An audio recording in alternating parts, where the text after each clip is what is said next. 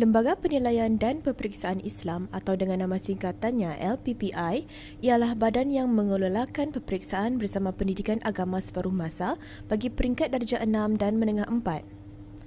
Bermula dari tahun 2007, ia telah menyediakan peperiksaan untuk para pelajar darjah 6 Andalus dan Cordova.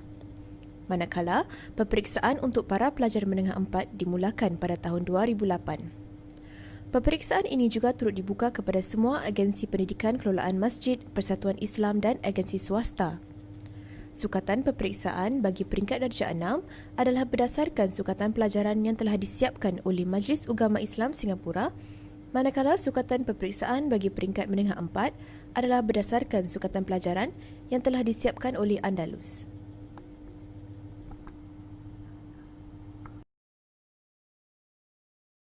Matlamat peperiksaan semestinya dipadankan dengan matlamat pendidikan itu sendiri.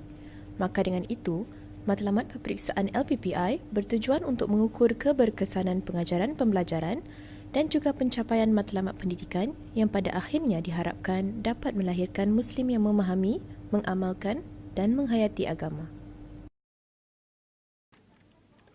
Terdapat 5 mata pelajaran peperiksaan yang akan diduduki pelajar darjah 6.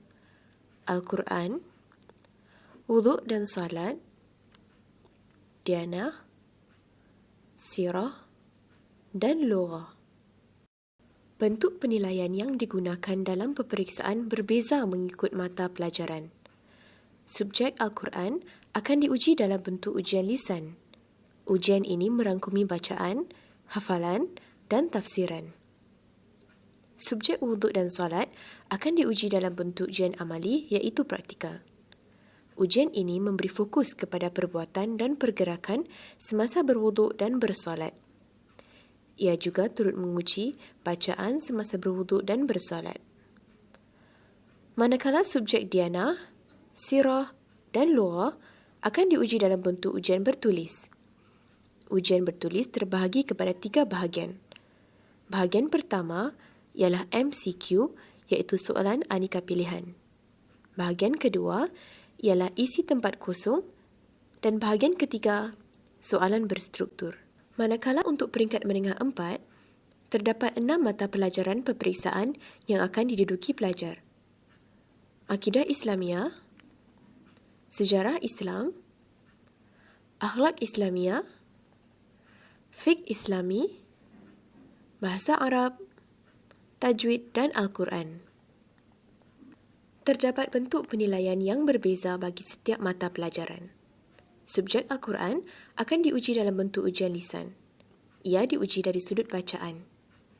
Manakala subjek-subjek yang lain seperti Akidah Islamiah, Sejarah Islam, Akhlak Islamiah, Fiqh Islami, Bahasa Arab dan Tajwid diuji dalam bentuk ujian bertulis. Ujian bertulis terbahagi kepada 3 bahagian. Bahagian pertama ialah MCQ iaitu soalan aneka pilihan, bahagian kedua ialah soalan berstruktur dan bahagian ketiga esei. Kesemua bahagian soalan ini mengandungi 3 jenis kemahiran berfikir iaitu pertama, menghafal dan mengingat kembali fakta, hukum dan peristiwa. Kedua, memahami fakta dengan mampu membuat kesimpulan dan mengambil iktibar. Dan ketiga, mengguna pakai atau mampu mengaplikasikan sesuatu pengetahuan. Sejajar dengan matlamat pendidikan, kesemua jenis penilaian ini diharapkan dapat mengukur tahap pengetahuan, kefahaman dan kebolehan pelajar untuk mengaplikasikan hukum, konsep dan prinsip di dalam sesuatu situasi. Ujian bukan hanya dapat mendorong para pelajar agar tekun dalam menuntut ilmu, bahkan dari kelakonan para pelajar, para waris, para asatiza dan pihak pengurusan boleh mendapat beberapa maklumat penting. Para waris tentunya mendapat maklum balas tentang pencapaian anak mereka.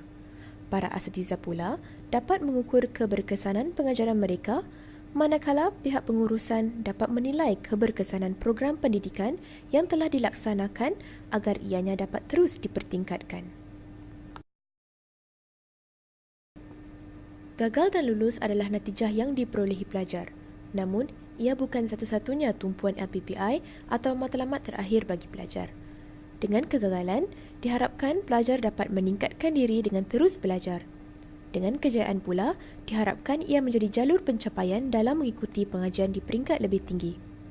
Apapun keputusan, menerusi ujian, pelajar diharapkan dapat dibiasakan dengan amalan muhasabah diri seperti mana yang ditumpukan LPPI, iaitu memupuk prinsip dan nilai yang perlu diketahui dan difahami pelajar bagi menjalani kehidupan sebagai seorang Muslim dan seterusnya memberi galakan kepada pelajar untuk menuntut ilmu agama.